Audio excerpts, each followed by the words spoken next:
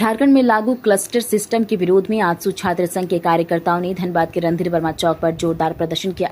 इस दौरान छात्रों ने राज्य सरकार के खिलाफ नारेबाजी करते हुए मुख्यमंत्री हेमंत सोरेन का पुतला दहन किया।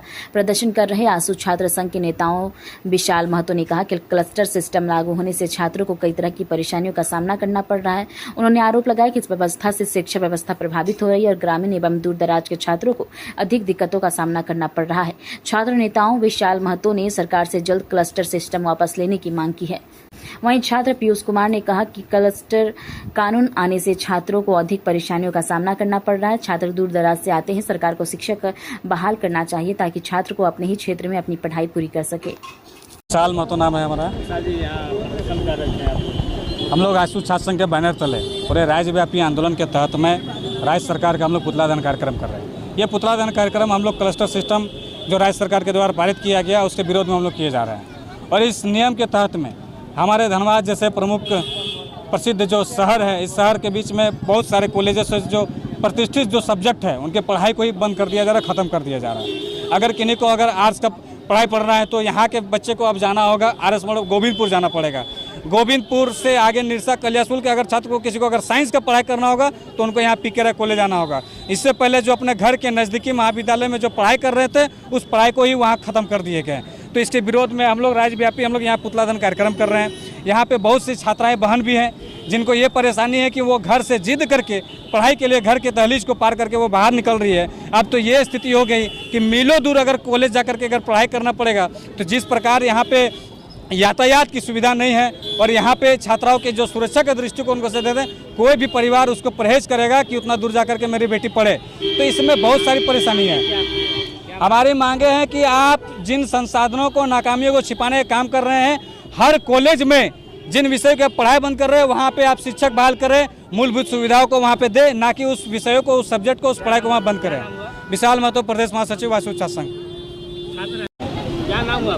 मेरा नाम पीयूष चौधरी हुआ। तो ये हम लोग धरना प्रदर्शन कर रहे हैं, क्या मांग है? अभी जैसे हेमंत सोरेन का सरकार के द्वारा लाया गया क्लस्टर सिस्टम, तो ये बहुत गलत किया गया है स्टूडेंट्स के साथ में। क्योंकि देखिए जैसे हम बाहर रहते हैं, बहुत दूर रहते हैं, वो कारों से आते हैं पढ़ने के लिए, और फिर अभी हम यहाँ आते हैं पीके रॉय में पढ़ने के लिए। और मैं यहाँ पे रूम रेंट लग रहा है, मेरा मेस का खाना लग रहा है, बहुत कुछ हमको दिक्कत होता है पहले ही। और अगर हमको RSP में भेज दिया जाएगा तो वहाँ पे ऐसे ही बहुत कम सुविधा, वहाँ हम रहेंगे कहाँ, खाएंगे कहाँ पे कोई मालूम नहीं है। तो हमको ना चाहते हुए भी 1 साल का कहीं ना कहीं बैक लेना पड़ेगा और हम आगे पढ़ाई अपना कंटिन्यू नहीं कर पाएंगे।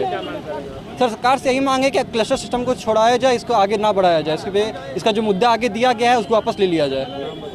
मेरा नाम पीयूष चौधरी हुआ।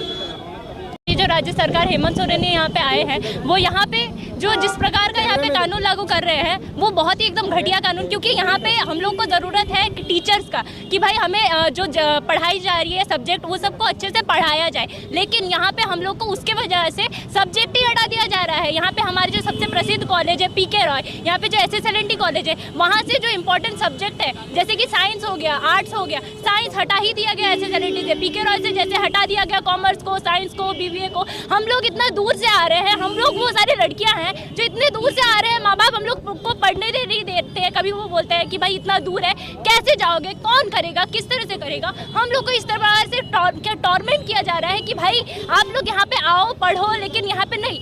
मतलब सरकार इस प्रकार से काम कर रही है कि भाई आपको तो पढ़ने ही नहीं दिया जाएगा। यहाँ पे बोलता है कि भाई क्या बोलते हैं, शहर को बढ़ाओ, झारखंड को बढ़ाओ, अच्छे से बढ़ाओ, लेकिन महिलाओं की शिक्षा के लिए क्या किया जा रहा है?